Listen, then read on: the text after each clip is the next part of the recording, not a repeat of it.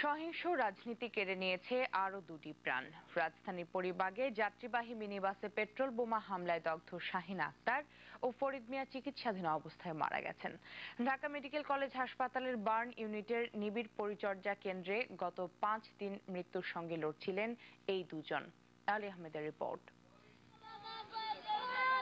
এ পৃথিবী থেকে শুধু তাকে নয়, পরিবারের সবাইকে ফাঁকি দিয়ে চলে গেছেন বাবা ফরিদ মিয়া। তাই এ আকুতি আর বাঁধ ভাঙা পানি সবার চোখে। গেল ৩রা জানুয়ারি সকাল 7টার দিকে পরিবাগে আব্দুল্লাহপুর থেকে গুলিস্তানগামী একটি বাসে পেট্রোল বোমা ছোড়ে দুর্বৃত্তরা। এতে মারাত্মকভাবে দগ্ধ হন ফল বিক্রেতা ফরিদ মিয়া। শরীরের ৪৮ ভাগ দগ্ধ অবস্থায় ঢাকা মেডিকেলের বার্ন ইউনিটে 5 দিন মৃত্যুর সাথে লড়ে শেষ পর্যন্ত হেরে যান। সর্বশেষ উনি আমাকে বলছে, আমাকে এখান থেকে নিয়ে যা, বাড়িতে যাবো, আমি হাঁটবো, আমার এখান থেকে নিয়ে যাও। ওই গাড়িতে আরেকজন ছিলেন খুলনা সোনালী ব্যাংকের কর্মকর্তা শাহিনা আক্তার। অফিসের কাজে ঢাকায় এসে খুলনা রওনা দিয়েছিলেন, কিন্তু বাড়ি যাওয়া হলো না তার। শরীরের 40% দগ্ধ অবস্থায় একমাত্র সন্তানকে রেখে না ফেরার দেশে পাড়ি জমিয়েছেন তিনি। আর যেন অঝরে প্রাণ না যায়, কোনো মা, কোনো ভাই, কোনো বাপ, কোনো ভাই, কোনো ছোট বোন কারো যেন না যায়। আর কত পরিবার এমন নিঃস্ব হলে এমন রাজনৈতিক হানাহানি বন্ধ হবে, এই প্রশ্ন এখন সবার মধ্যে। আলী আহমেদ, 21 টেলিভিশন, ঢাকা। দেশের বেশ কয়েকটি জেলায় সংখ্যালঘু পরিবারের উপর হামলার ঘটনায় সেসব স্থানে এখনো বিরাজ করছে আতঙ্ক। অনেকেই রাতে নিজ বাড়িতে থাকতে সাহস পাচ্ছেন না। দিনাজপুরে হামলার পর অজ্ঞাত 600 জনের বিরুদ্ধে 2টি পৃথক মামলা করা হয়। গঠন করা হয়েছে তদন্ত কমিটি। এ পর্যন্ত যৌথ বাহিনী 17 জনকে আটক করেছে। জয়পুরহাটে ঘটনাস্থল পরিদর্শন করে ক্ষতিগ্রস্তদের নিরাপত্তার আশ্বাস দিয়েছেন পুলিশ সুপার। এদিকে লক্ষ্মীপুরে সার্বিক পরিস্থিতি নিয়ে শঙ্কায় রয়েছেন খোদ সংসদ সদস্য। প্রতিনিধিদের সহায়তায় মুশফিকা নাজনীনের রিপোর্ট।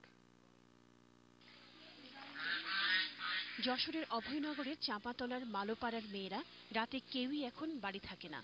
রাতের আঁধারে কখন কি হয় এই আতঙ্কে পার্শ্ববর্তী গ্রাম, কেউ বা আবার স্বজনের বাড়িতে আশ্রয় নিচ্ছেন। আমার মেয়েরা বাড়ি আসতে পারতেছে না ভয়েতে, কিন্তু তাদের কোনো নিরাপত্তা দিতে পারতেছে না। 250-300 মহিলা যুবতী মেয়ে ছেলে আছে, এরা রাত্রে অন্য নদীর উপাসে বা অন্য কোনো আত্মীয় স্বজন বাড়িতে রাত কাটাচ্ছে। রাত কাটার এবার যখন সকাল হচ্ছে আবার আমাদের গ্রামে ফিরে আসছে। হামলার ঘটনায় এখন পর্যন্ত 26 জনকে আটক করা হয়েছে। বসানো হয়েছে অস্থায়ী পুলিশ ক্যাম্প। প্রশাসনের পক্ষ থেকে ক্ষতিগ্রস্তদের দেয়া হচ্ছে সহায়তা। সার্বক্ষণিক এখানে টোল জোরদার করছি, নিরাপত্তা নিশ্চিত করছি। লক্ষ্মীপুরের রামগতি ও কমলনগরে সহিংসতা এখনো থামেনি। অব্যাহত সহিংসতায় স্থানীয়দের মাঝে ছড়িয়ে পড়েছে আতঙ্ক। এরই মধ্যে অনেকেই বাড়িঘর ছাড়তে শুরু করেছে।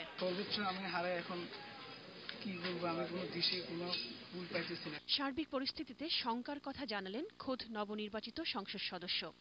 একটা ব্যাপারে, কারণ আমি এলাকার বিজয়ী প্রার্থী, এখন আমার তো লোকজন আছে, একবার দুইবার আরো বিচ্ছিন্ন আরো অনেক কিছু আছে গ্রামে, অনেক বাড়িতে বাড়ি। এদিকে সহিংসতা এবং হামলা বিচ্ছিন্ন ঘটনা বলে মন্তব্য করেছেন পুলিশ সুপার। সংখ্যালঘুদের দোকান ভেঙেছে এরকম বলা যাবে না, কারণ এটা সংখ্যালঘু চিন্তা করে কিছু করা হয়েছে তা না। জয়পুরহাটের পাঁচবিবি উপজেলায় সোনাকুল গ্রামে সংখ্যালঘুর বাড়িতে আগুন লাগানোর ঘটনায় এলাকায় থমথমে অবস্থা বিরাজ করছে। একজন ঘুমায়, একজন সাথে থাকি, এইভাবে কোনদিন মানুষ টিকা পারে। গেল রাতে আগুনের ঘটনায় আতঙ্কে অসুস্থ হয়ে সুজেন চন্দ্র নামে একজন মারা গেছেন। সকালে ঘটনাস্থল পরিদর্শন করেছেন জয়পুরহাট পুলিশ সুপার। আগুন দেখে আতঙ্কে সে হার্ট অ্যাটাক করে মারা যায়। দিনাজপুরের করনাই গ্রামে সংখ্যালঘু পরিবারের সদস্যদের মাঝে এখনো রয়েছে আতঙ্ক। যৌথ বাহিনী অভিযান চালিয়ে ঘটনার সঙ্গে জড়িত থাকার অভিযোগে 17 জনকে আটক করেছে। বসানো হয়েছে অস্থায়ী পুলিশ ক্যাম্প। বাড়ির মানুষ সবাই আর কি থাকিয়া পারছি, থাকিয়া পারি না। তোমরা যদি না আসে থাকেন তাহলে আমরা কেমন করে থাকবো এখানে? এদিকে বুধবার ভোরে ঠাকুরগাঁওয়ের আখানগর ইউনিয়নের ঝাড়গাঁও গ্রামের বাসিন্দা মাহেন্দ্রনাথের বাড়ির মন্দিরে একদল দুর্বৃত্ত আগুন দিয়ে পালিয়ে যায়। নেত্রকোনায় প্রতিমা ভাঙচুর করে আগুন দেয় দুর্বৃত্তরা। ক্ষতিগ্রস্ত মানুষদের সমবেদনা জানাতে গিয়ে দোষীদের দৃষ্টান্তমূলক শাস্তির দাবি করেছেন জনপ্রতিনিধি, সাংস্কৃতিক কর্মী, রাজনৈতিক নেতাকর্মী, শিক্ষাবিদ সহ বিভিন্ন শ্রেণী পেশার মানুষ। মুশফিকা নাজনীন, 21 টেলিভিশন।